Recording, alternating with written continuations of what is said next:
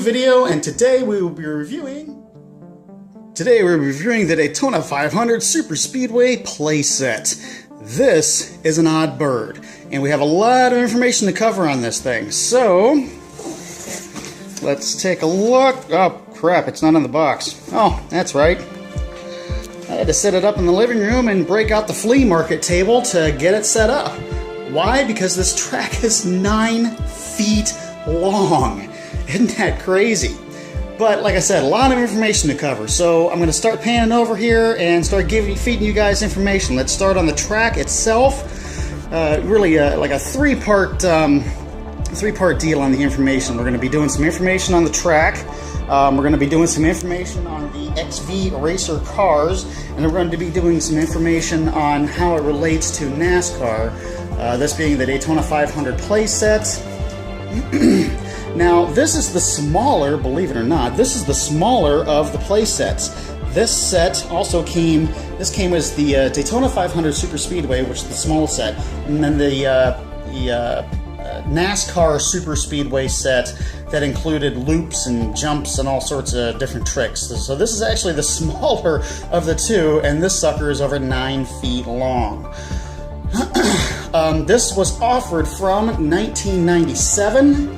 Or I'd say mid 1996, because everything on the tracks dated 1996, which I realize is newer than a lot of the other video stuff that I post. But regardless, I've gotten a few requests for pictures and info on this off of the Hot Wheels forums, friends on Xbox Live and whatnot. So the information, like I said, the information on the track, dating back, everything's cast in 1996. However, I don't believe that Hot Wheels had a NASCAR-sponsored car until 1997, and that car was driven by Kyle Petty.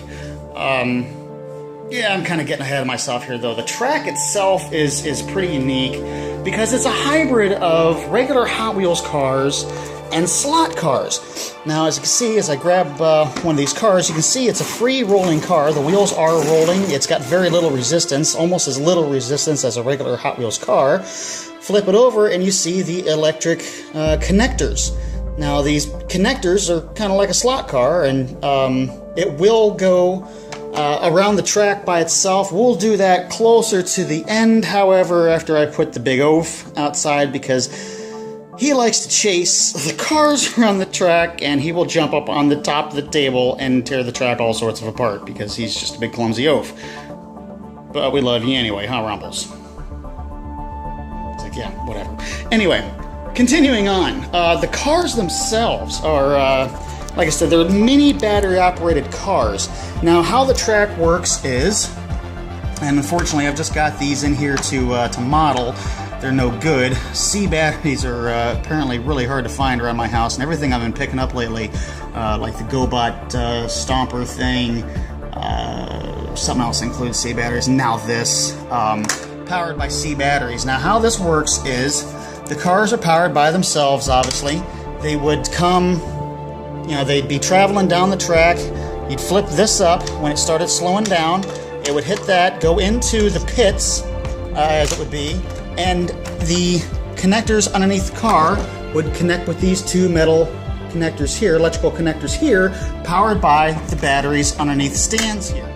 Now, it would only take 10 seconds, they said, to charge the car, and I'm not entirely sure, because I couldn't find any video on it right quick, but if you as the kid, released the car yourself, or maybe it had some way of doing it itself, because these are spring-loaded. I didn't pretend to know where that spring went. I wasn't going to mess with it too much.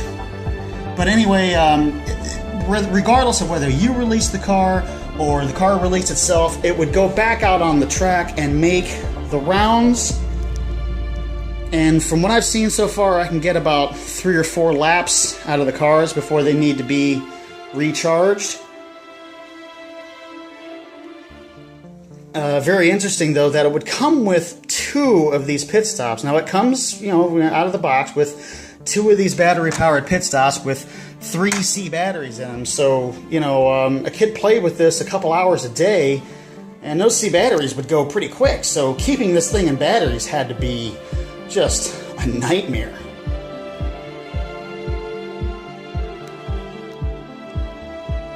Now, something else the track, I'm not too sure came with. I'm pretty sure this was sold separately because I didn't see it in the parts list on the instructions, but you had a separate charging station for the cars, and you could set the cars on there and they would charge within 10 seconds. These were powered by 3 AA batteries. I do have the case lid for it. I just have it off because I don't want to keep those batteries in there. This track was offered from 1997 just until a few short years ago. It wasn't called the Daytona Speedway anymore. It's gone through a couple of different names, and it's got a couple of different sticker variants on it. The XV racing cars. Of course, these are the original cars that came either with the set or sold separately. And they were to emulate the relationship to NASCAR that Hot Wheels had in the late 90s, early 2000s. Now, of course, you know, that relationship unfortunately has gone away because Hot Wheels had some pretty cool NASCAR-related items in the late 90s, early 2000s. I've got some of them. Heck, I think I've even got some of them signed by Richard Petty. But these XV racers went along and they had different tracks to come out, and these XV racers, you know, stayed around for about 15, 16 years. Like I said, just in the last couple of years, these have gone away from the stores, and usually from what I've seen, I haven't seen too many of them in department stores like Walmart or Target.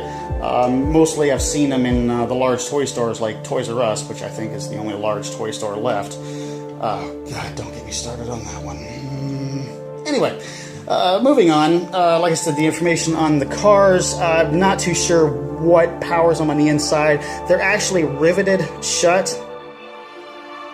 Double check it. Oh no, it's like a bird's foot on the end. So maybe the bodies are interchangeable if you have a TriStar Allen head or something to that effect. I'm not interested enough in it really to start tearing cars apart and really start to look at it. It's a neat piece that I picked up for $5 at a garage sale. Now the piece, or you know, the set is missing one piece.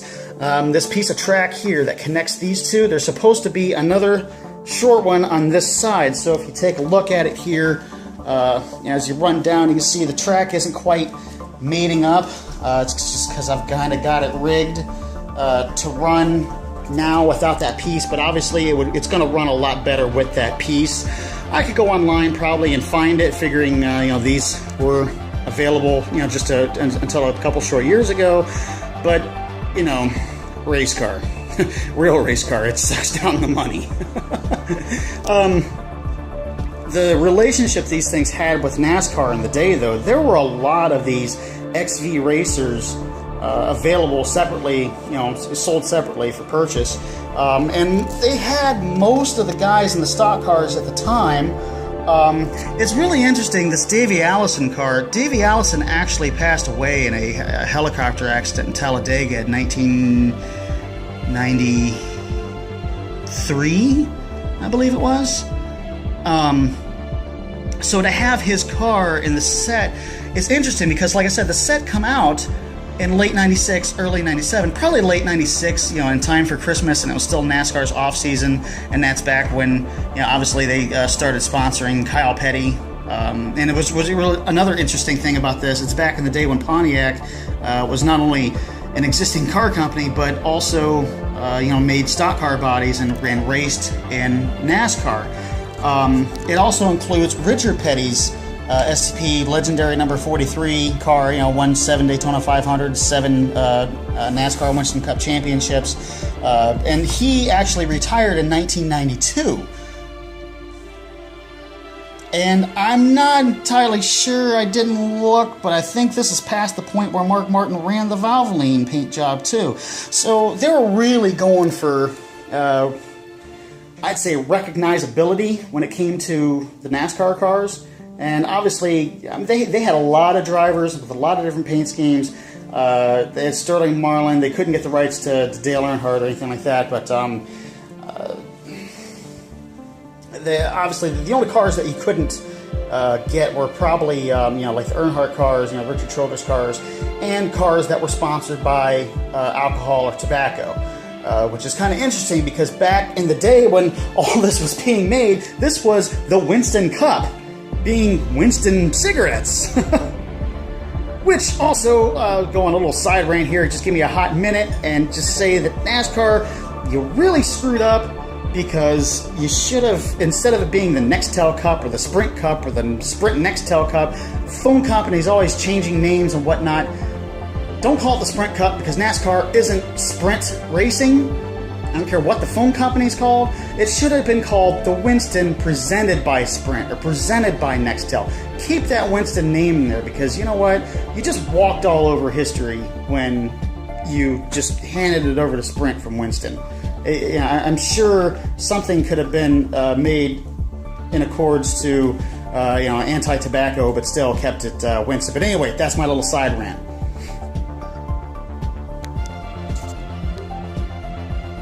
And so the moment that everyone's been waiting for. Unfortunately, like I said, the C batteries I have in here just for show. I'm going to take them right back out because as soon as the video's done, I'm actually going to box it back up and put it back where it belongs. But I'm going to get a couple of the cars rolling for you, a moment of truth. Remember, it is missing this little piece of track on that side, so they're not going to go around perfectly. We'll see how many times we can get them to go around perfectly, but as you can see, that side of the track isn't quite fitting properly, and these cars, they're kind of weird from what I've done so far. Once I put them on here and charge them up, they'll start running. A lot of them just kind of want to spin around in a circle like there's something wrong with the tires. Like the tires are ate up. The tires on the back here, they're rubber. They feel like they're plastic on front and kind of rubbery on back. And the rubber is still in good shape. It's just maybe the tires are out around. Maybe the inside of where the axle is a little wore out from the serious play wear. Because as you can see, the set has a lot of play wear. Although the stickers are a little tore up on it. Actually, beyond tore up. And it's supposed to have some accessories with it. I think it's supposed to come with like some guardrails in some points. Little checkered flags and everything here and there. That stuff I don't think has survived over the years. Like I said, I found it at a garage sale for $5. But hey, I'm sorry, I'm babbling. Let's get to the moment of truth and get these cars going around this track. Put it on the charger. Get it to connect. I'm sure the cars need cleaned. And they get to charging in about 10 seconds. And then you turn it loose on the track.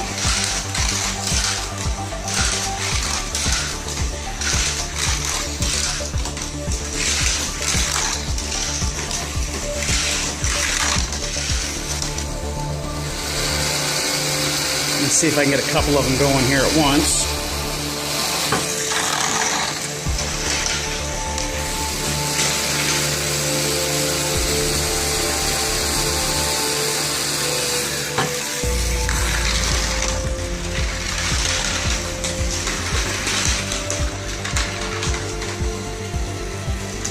Yeah, the track doesn't quite go together, and these cars haven't been used in years.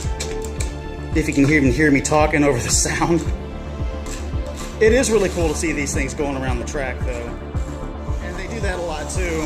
That was a complaint, come to find out, from the factory. Is a lot of times the cars didn't like to stay on the track, especially the speed that it goes. As you can see, the battery's winding down there, and it's still trucking around at a decent speed. I don't know where it's flipping there, but... see if I can get another one charged up here for you. Fortunately, like I said, I have to use this instead of the C. I'm sure these things would probably benefit from more power from the C batteries. I just don't have any around.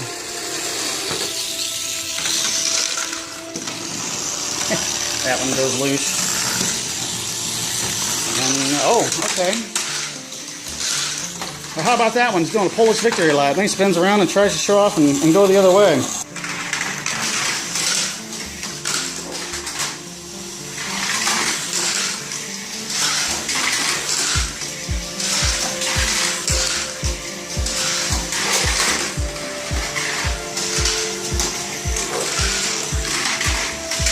So there you guys have it, the Daytona 500 Super Speedway set, the XV Racers from Hot Wheels.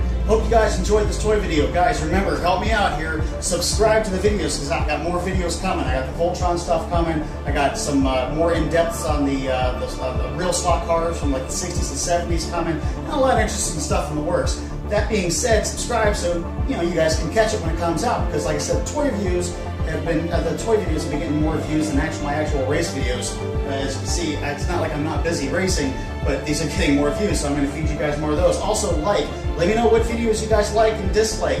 That way I can get a better idea of what you guys want. And also share the videos. Let's get those views up, guys, because nothing helps out my channel more than those views. One Bad Decepticon, guys. Hope you guys enjoyed it. I'm out.